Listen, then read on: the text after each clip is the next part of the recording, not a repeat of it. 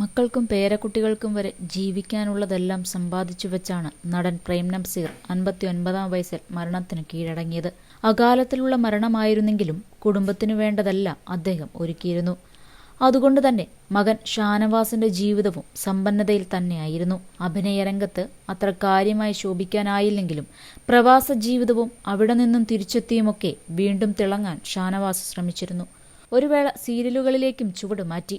ഒടുവിൽ വൃക്കയെയും ഹൃദയത്തെയും അസുഖം ബാധിച്ചപ്പോൾ കഴിഞ്ഞ 4 വർഷമായി അസുഖക്കിടക്കയിലേക്ക് അദ്ദേഹത്തിന്റെ ജീവിതം മാറുകയായിരുന്നു. ഇപ്പോഴിതാ അദ്ദേഹത്തെ അവസാനമായി ഒരു നോക്ക് കാണാൻ എത്തിയിരിക്കുകയാണ് കൂട്ടുകാരും സഹപ്രവർത്തകരും. പ്രേംകുമാർ മുതൽ ഭീമൻ രഘു തുടങ്ങിയവർ അദ്ദേഹത്തെ അവസാനമായി കാണാനെത്തിയിരുന്നു. പ്രേംകുമാർ, മണിയൻ പിള്ള രാജു, രാജസേനൻ, നടി ജലജ, സീരിയൽ സിനിമാ താരം മായ വിശ്വനാഥ്, ഭാഗ്യലക്ഷ്മി അങ്ങനെ നിരവധി താരങ്ങളാണ് ഷാനവാസിനെ അവസാനമായി കാണാനെത്തിയത്. വഴുതക്കാട് അദ്ദേഹത്തിന്റെ ഫ്ളാറ്റിലാണ് പൊതുദർശനത്തിന് വെച്ചിരിക്കുന്നത്. വൈകിട്ട് 5 മണിക്കാണ് മൃതദേഹം സംസ്കരിക്കുക. കാണാനെത്തിയവരെല്ലാം അദ്ദേഹത്തിന് തൊഴുകൈകളോടെ നിന്ന് പ്രാർത്ഥനയോടെയാണ് മടങ്ങിയത്. സീരിയൽ താരം മായ വിശ്വനാഥ് അദ്ദേഹത്തിന്റെ കാലുകൾ തൊട്ട് വണങ്ങിയാണ് മടങ്ങിയത്. സിനിമയിൽ നിന്നും മാത്രമല്ല, രാഷ്ട്രീയ നേതാക്കളും അദ്ദേഹത്തെ അവസാനമായി കാണുവാൻ വഴുതക്കാട് ഫ്ളാറ്റിൽ എത്തിയിരുന്നു. ഇന്നലെ രാത്രിയിലായിരുന്നു ഷാനവാസിന്റെ മരണം. കുറച്ചു നാളുകളായി വൃക്കരോഗം ബാധിച്ച് അതിന്റെ ചികിത്സയിലായിരുന്നു നടൻ. അസുഖം മൂർച്ഛിച്ചതിനെ തുടർന്ന് ഷാനവാസിനെ തിങ്കളാഴ്ച രാത്രി 7 മണിയോടെ തിരുവനന്തപുരത്തെ സ്വകാര്യ ആശുപത്രിയിൽ പ്രവേശിപ്പിച്ചെങ്കിലും 12 മണിയോടെ മരിച്ചു. വഴുതക്കാട് ആകാശവാണിക്കു സമീപം ഫ്ളാറ്റിലായിരുന്നു താമസം. അച്ഛന്റെ പാത പിന്തുടർന്ന് മലയാള സിനിമയിലെത്തിയ ഷാനവാസ് മലയാള സിനിമയിൽ നായക വില്ലൻ വേഷങ്ങളിൽ തിളങ്ങി. മലയാളം, തമിഴ് ഭാഷകളിലായി 96 സിനിമകളിൽ അഭിനയിച്ചിട്ടുണ്ട്. ബാലചന്ദ്ര മേനോൻ സംവിധാനം ചെയ്ത പ്രേമഗീതങ്ങളിലൂടെയാണ് ഷാനവാസ് സിനിമയിലെത്തുന്നത്. മണിത്താലി, ഗാനം, ഹിമം, ചൈന ടൗൺ, ചിത്രം, കോരിത്തരച്ച നാൾ തുടങ്ങിയവയാണ് അഭിനയിച്ച ചിത്രങ്ങളിൽ ചിലത്.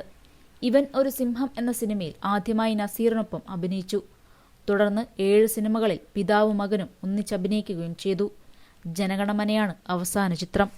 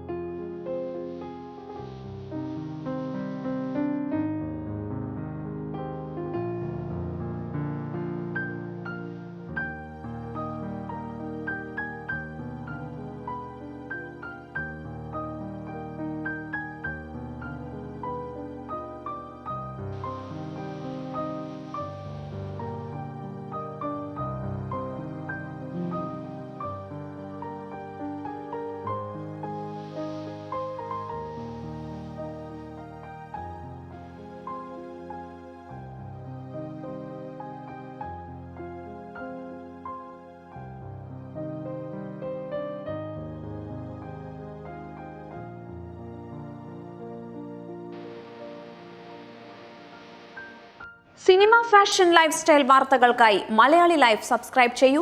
ലേറ്റസ്റ്റ് അപ്ഡേറ്റ്സിനായി ബെൽ ബട്ടണും അമർത്തുക.